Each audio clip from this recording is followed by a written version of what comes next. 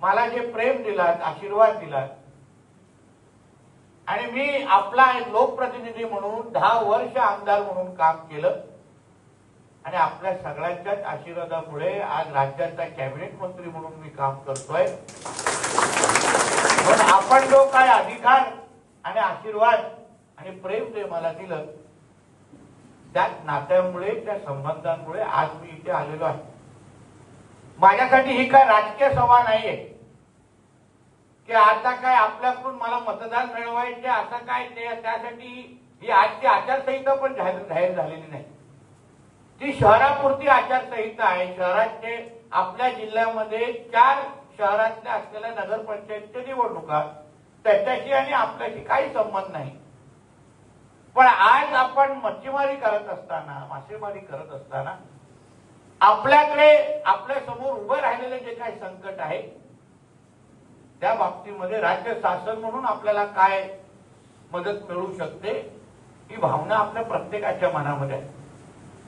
मला एक मनाचं समाधान असं वाटतं की जेवढी गर्दी आज इथे बघितल्यानंतर आपण माझ्याकडून जेवढ्या अपेक्षा ज्या ठेवल्या आहेत हे बघून खरंच मला मनापासून समाधान वाटतं.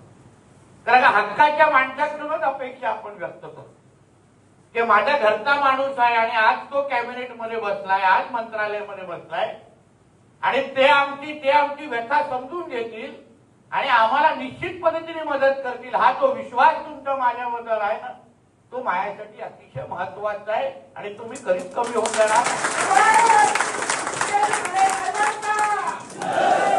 कधीच कमी होऊन जाणार. माझ्यासाठी आपल्या सगळ्यांचं संकट हे माझं संकट आहे, माझ्यावर आलेलं संकट आहे. मला माहिती आहे आपण कुठल्या कष्टामुळे आणि कुठल्या मेहनतीने आपण मासेमारी करता. आम्हाला बोलणं सोपं असलं तरी किंवा कधी कधी ताटातला मासा खाणं सोपं असलं तरी आपण ते मिळवण्यासाठी आपल्या जीवाच्या पलीकडे जाऊन जे कष्ट करता हे जाणीव असणाऱ्यापैकी मी एक कार्यकर्ता आणि एक नागरिक आहे. आणि म्हणून मी आपल्याला विश्वास देतो. हे काय निवडणुकीचं भाषण नाही आणि त्याच्याही पुढे आता 2029ला 4 वर्ष आहे आणि आपण ह्या 5 वर्षाच्या सरकारच्या पहिल्याच वर्षामध्ये आज इथे उभे आहोत. म्हणून आज जे काय मी आपल्याला विश्वास देईन त्याचा अनुभव घेण्यासाठी तुमच्याकडे पूर्ण 4 वर्ष आहे. आणि म्हणून तुम्हालाही कळेल तेव्हा मी दिलेले शब्द, मी दिलेला विश्वास मी पुढची 4 वर्ष कसं पूर्ण करतो हा अनुभव घेण्यासाठी तुमच्याकडे बराचसा काळ आहे, बराचसा काळ आहे. म्हणून एक तुम्हाला मी विश्वास देईन की आज ही दुपारी माझ्याकडे रायगडचे मच्छीमार बांधव आलेले, संघटना आलेल्या आहे, त्यांच्या समोर पण हेच संकट आलेलं आहे. अवेळी समुद्र खवळायला लागलेला आहे. निसर्गामध्ये एवढे बदल होत चाललेले आहेत ते नेमकं आज जेव्हा मासेमारीचा सीझन सुरू झाल्यानंतर नेमकं मासेमारी करायची कशी हा सगळ्यांच्या समोर आपल्या समोर प्रश्न निर्माण झालेला आहे. म्हणून मी माझ्या अधिकाऱ्यांना आज दुपारी, मला माहित नव्हतं तुमचे हे सगळे प्रश्न आहे, पण तरी आज दुपारी माझे मत्स्य व्यवसायाचे जे सचिव आहेत खात्याचे प्लस आमचे मत्स्य कमिशनर जे आहेत, फिशरीज कमिशनर आहेत तावडे आणि त्यांच्या अंतर्गत असलेल्या सगळ्या अधिकाऱ्यांची बैठक आजच दुपारी घेऊन आलोय.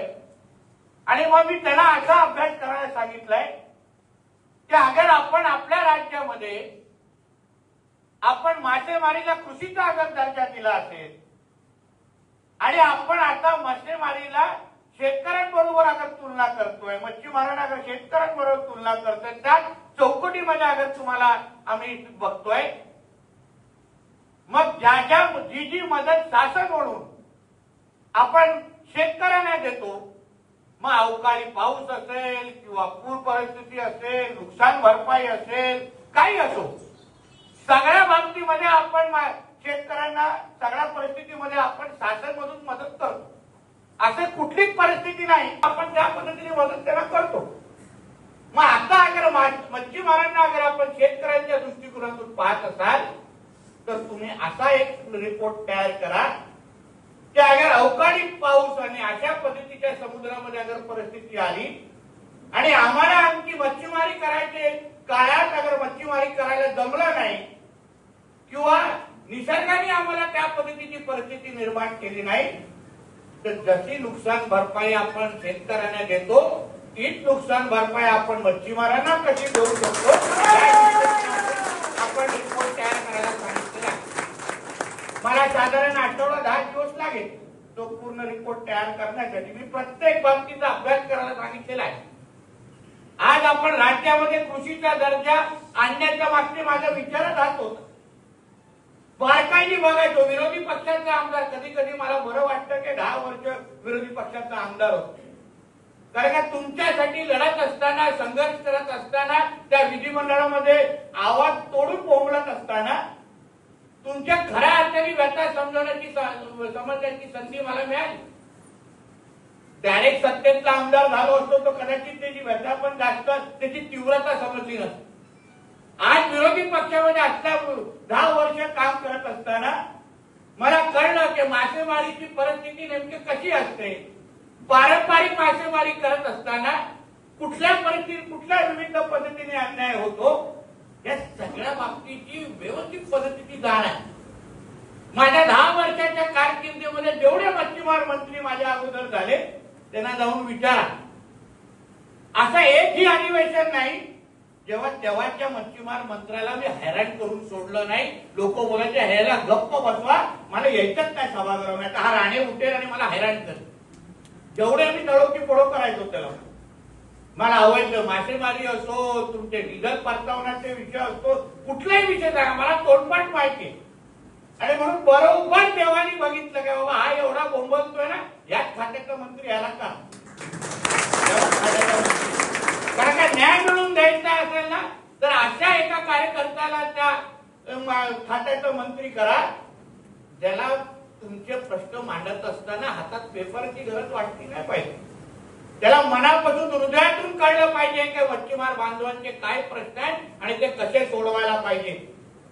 म्हणून 11 महिन्यात तुम्ही पहा, आपला महाराष्ट्र राज्य अन्य कुठल्याच राज्याने 100% कृषीचा दर्जा दिला नाही, फक्त महाराष्ट्र राज्याने दिलेला आहे. आणि त्याच्यामध्ये कुठल्याच राज्याने थोडं धाडस केलेला नाही. 100% कृषीचा दर्जा दिलेला आहे. तो नेमका का दिला आहे तर कधीतरी आपण अभ्यास फार बारकाईने करावा. मला माहिती आहे आपण वाचणी करता आणि आजकाल काय मोबाईलच्या जमान्यामध्ये काय वाचायचं नाही तेही वाचून मोकळे होता, म्हणून मुद्दामून तुम्ही माहिती घ्या. कारण का कृषीचा दर्जा देण्याचा हेतू त्यांच्या मागचा हा होतो. कारण का तुम्हाला ज्या ज्या सवलती आज शेतकऱ्यांप्रमाणे आज भेटत आहेत त्या सवलतीच्या मुळे तुम्हाला खऱ्या अर्थाने तुमचा हा व्यवसाय पुढे घेऊन जाण्याची एक चांगली संधी किंवा तुम्हाला आधार निर्माण होतोय. आज आपण कुठलाही कोऑपरेटिव्ह किंवा जिल्हा बँकमध्ये जा, पाऊल ठेवल्या तुम्ही त्याला विचारा बाबा माझ्यासाठी काही योजना तुमच्याकडे आहेत का, त्यांच्याकडे आतापर्यंत कुठलाही योजना आपल्यासाठी नव्हती. जिल्हा बँक म्हणजे शेतकऱ्यांची बँक असं म्हणून मोकळे व्हायचे आणि आपल्या हाताला काहीच लागायचं नाही.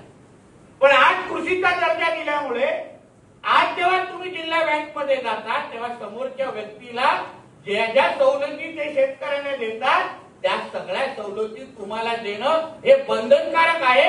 अशी परिस्थिती आज आपण निर्माण करून दाखवलेली आहे. आजच्या जीआरचा मुद्दा म्हणून तुम्ही अभ्यास करा.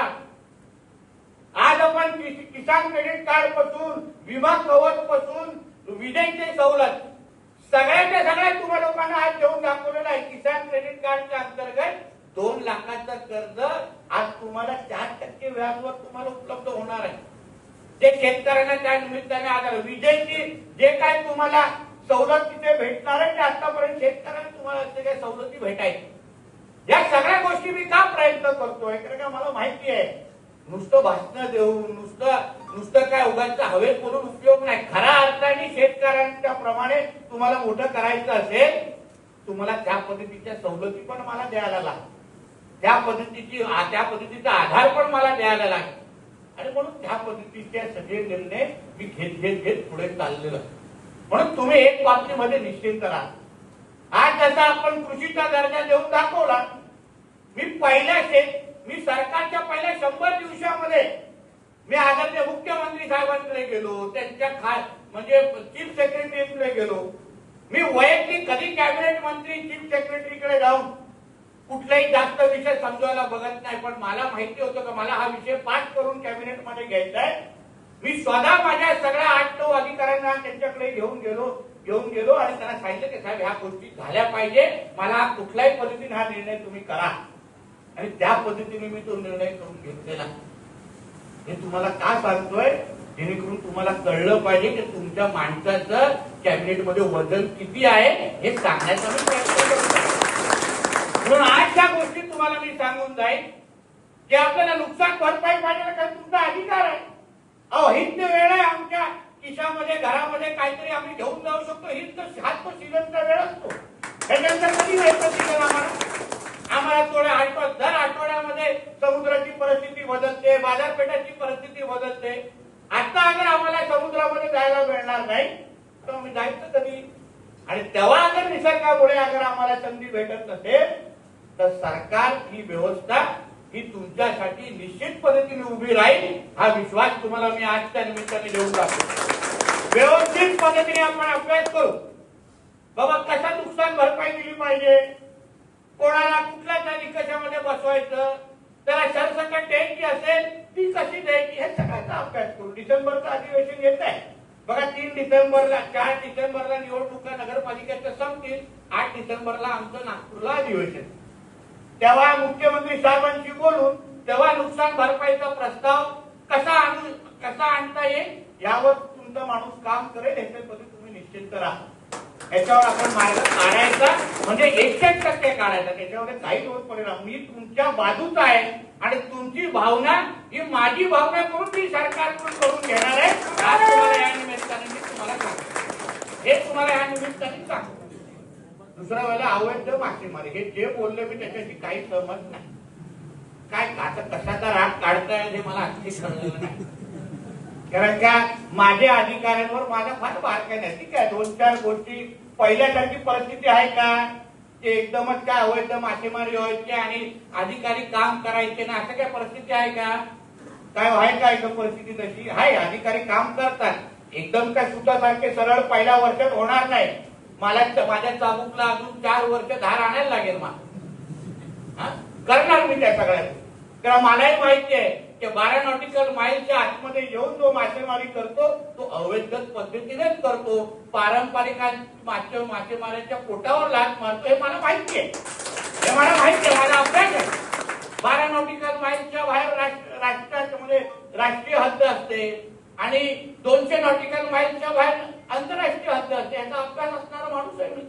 म्हणून मला चांगल्या पद्धतीने माहिती आहे. म्हणून एकदमच काय परिस्थिती बेकार आहे असं मानणारा मी, माझ्याकडे आता मला कारवाईचे आकडे माझ्याकडे नाही आहेत, नाही तर मी तेही आकडे आणले असते. मला काय माहिती होतं की माझीच माणसं माझ्या चिरफाड करतील, नाही तर तेही आकडे आणले.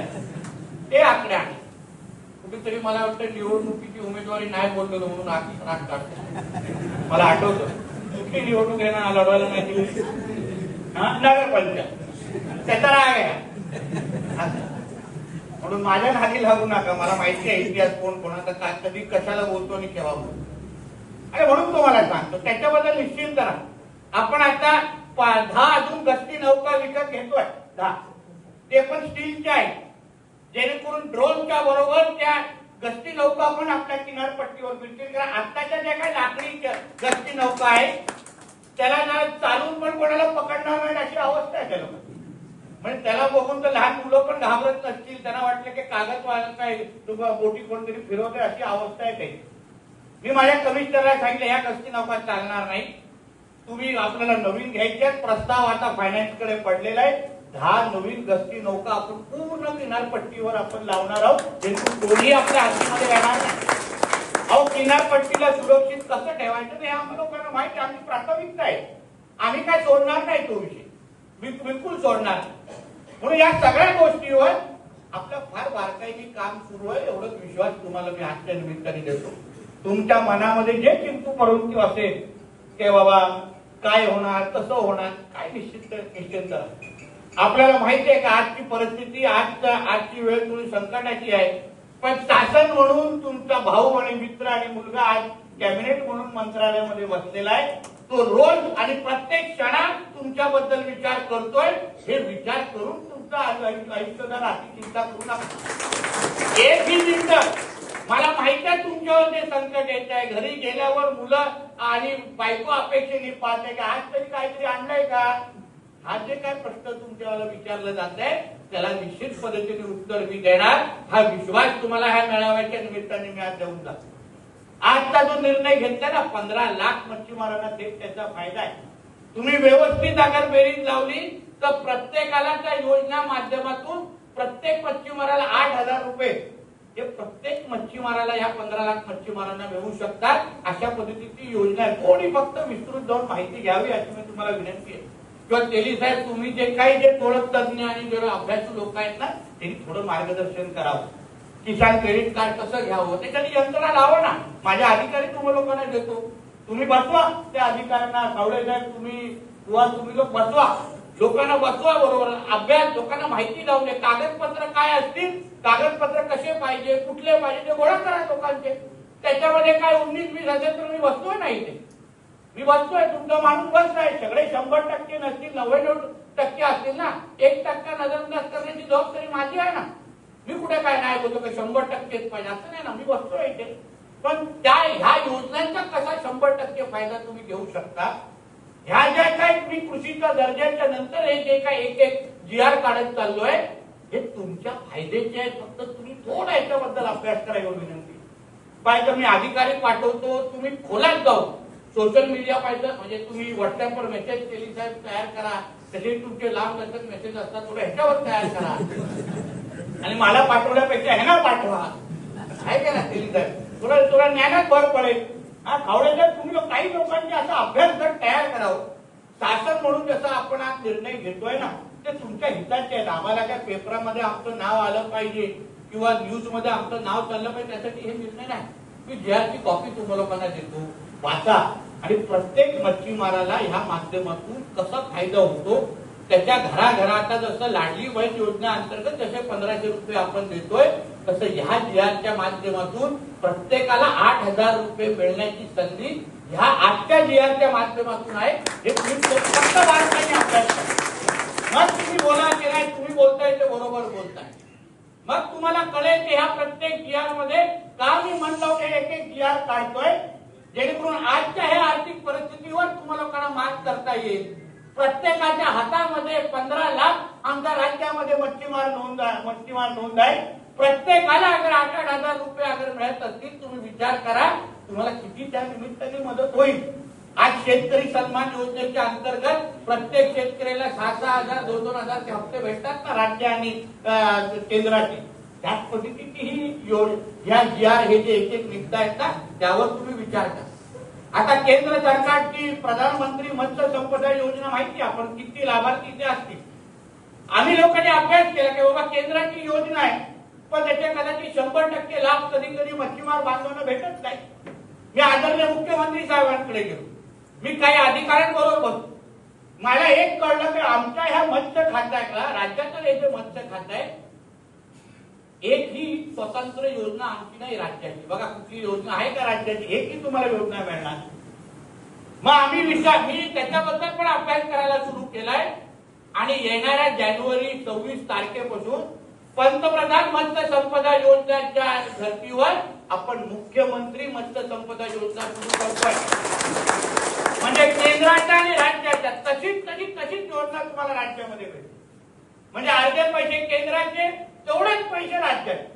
म्हणजे जसे 6,000 तुम्हाला शेतकरी सन्मानचे तुम्हाला जसं केंद्राचे भेटतात 6,000 तुम्हाला राज्य मिळतो तसंच मत्स्य संपदा योजनाचे पैसे तुम्हाला केंद्राचे भेटणार तेवढेच पैसे तुम्हाला राज्य आता देणार 26 जानेवारी 2026 पासून. ह्याचा तुम्ही बारकाईने फक्त तुम्ही विचार करा आणि ह्या दृष्टिकोनातून तुमचा अभ्यास करू. जे काही छोट्या लाभ म्हणजे कधी फिशचे आपले ते बॉक्स बास्केट बॉक्स असतील, काही कोल्ड स्टोरेजचे असतील, काही बर्फ कारखान्यासाठी असतील, अशा 26 नवीन योजना. किती 26 नवीन योजना मी पुढच्या एका वर्षामध्ये राज्याच्या सगळ्या या 15 लाख मच्छीमारांसाठी असतोय. जिथे आई फक्त तुम्ही विचार करा आणि ह्या दृष्टिकोनातून तुमचा अभ्यास करू. जे काही छोट्या लाभ म्हणजे कधी फिशचे आपले ते बॉक्स बास्केट बॉक्स असतील, काही कोल्ड स्टोरेजचे असतील, काही बर्फ कारखान्यासाठी असतील, अशा 26 नवीन योजना, किती 26 नवीन योजना मी पुढच्या एका वर्षामध्ये राज्याच्या सगळ्या या 15 लाख मच्छीमारांसाठी आणतोय, जिथे आज एक पण योजना नाहीये. येणाऱ्या एका वर्षामध्ये 26 नवीन योजना तुमच्या सगळ्यांसाठी असतात. 26. म्हणून या सगळ्यांच्या बाबतीमध्ये तुम्ही फक्त बारकाईने अभ्यास करा आणि लाभ घ्यायला शिका. एवढं मी तुम्हाला या निमित्ताने सांगणार. तर मी एकमेकाला धरून लाभ द्यायला कसा करून मी करतो.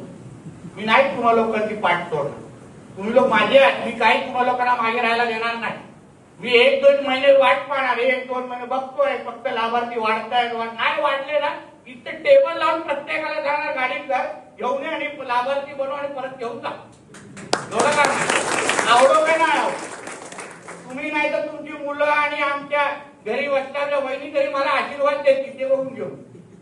म्हणून हे फायदे तुम्हाला आले पाहिजे, घ्यायला आले पाहिजे. हे सगळ्या योजना तुमच्यासाठी आम्ही काढतोय. तुम्ही व्यवस्थित पद्धतीने अभ्यास करून अगर केला ना, अहो सरकार तुमचं आहे, मंत्री तुमचा आहे, घरातला माणूस आज मत्स्य व्यवसाय मंत्री आहे. काय मागे पुढे बघू नका, हक्काने सगळ्या गोष्टींचा लाभ घ्यायला शिका. एवढं ह्या निमित्ताने मी तुम्हाला आवर्जून सांगतो. म्हणून आपण सगळ्या जणांना एवढा विश्वास देईल. तुमच्या नजरेसमोर जे तुम्हाला आज संकट दिसतंय ते संकट दूर करण्यासाठी, जेणेकरून या वर्षी तुम्हाला जो त्रास झालाय, ठीक आहे, आपण 2 महिने आपल्याला थांबायला लागलं. पुढच्या वेळी अशीच परिस्थिती आली तर तुम्हाला थांबण्याची गरज भासणार नाही. एवढी काळजी मी निश्चित पद्धतीने घेईन. हाही विश्वास तुम्हाला या निमित्ताने देतो. या वर्षात तर आपण करू बघू. आपण डिसेंबरच्या अधिवेशनामध्ये या बाबतीमध्ये विशेष पॅकेज आपल्या ह्या राज्याच्या 15 लाख मच्छीमारांना कसं देऊ शकतो त्यावर माझं काम सुरू आहे आणि मी ते करून जाणार. म्हणून या सगळ्या गोष्टी आपल्याला सांगावं, जेणेकरून तुम्हालाही कळलं पाहिजे की तुमचा माणूस जे आता हळूहळू तुम्हाला थोडा कमी वेळ देतो असं वाटतं, तो काय नेमकं तिथे मंत्रालयात बसून दिवे लावतो हे तुम्हालाही कळलं पाहिजे. ते तुम्हाला वाटतं हा उगाच मुद्दा म्हणून येत नाही, असं नाही. भरपूर काम करतो. दिवसाचे 14-14, 15-15 तास काम करतो. आज सकाळ पहिली बैठक सकाळी 8 वाजता घेतलेली. रात्री 2:30 वाजेपर्यंत माझी बैठक सुरू होती इलेक्शनच्या संबंधित. 8 वाजता बैठक सुरू केली आहे. तुमच्या नंतर परत अजून 4 बैठका कणकवलीच्या घरी जाऊन घेणार आहे आणि मग झोपायला जाणार आहे, झोप लागली तर. म्हणून या सगळ्या गोष्टी का करतो की संधी मिळालेली आहे. कधी आपल्या सगळ्या वरिष्ठ नेत्यांच्या आशीर्वादामुळे तुमचा आमदार, ते पण देवगडचा आमदार कॅबिनेट मंत्री झाला आहे. लक्षात ही काही संधी मी सोडत नाही. जेवढं काही इतिहास घडवायचा आहे तुम्ही माझ्या कारकिर्दीमध्ये निश्चित पद्धतीने घडवील, एवढा विश्वास तुम्हाला मी आजच्या निमित्ताने देतो. तुम्हीही सगळेजण आपल्या आपल्या पद्धतीने निश्चिंत राहा. तुम्हाला जी काय मदत सरकारकडून अपेक्षित आहे, ठीक आहे, 2-4 अगर अधिकारी मागे पुढे करत असतील मला येऊन सांगा ना. तुमच्यापेक्षा मोठा कुठलाही अधिकारी माझ्यासाठी नाही.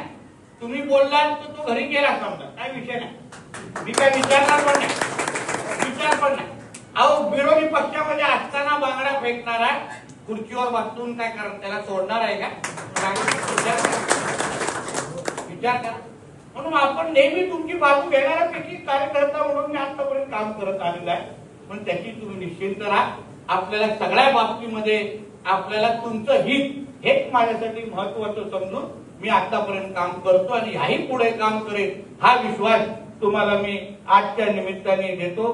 परत एकदा तुम्ही सगळेजण आज मोठ्या संख्येने जमलात. खरं म्हणतं 8:30ची बैठक होती, मला यायला 10-10:30 झाले. टेलिव्हिजनचं म्हणणं बरोबर, म्हणजे एअरपोर्टवरच मला उशीर झाल्यामुळे मला यायला थोडा विलंब झाला. यासाठी मनापासून मी आपली दिलगिरी व्यक्त करतो. परत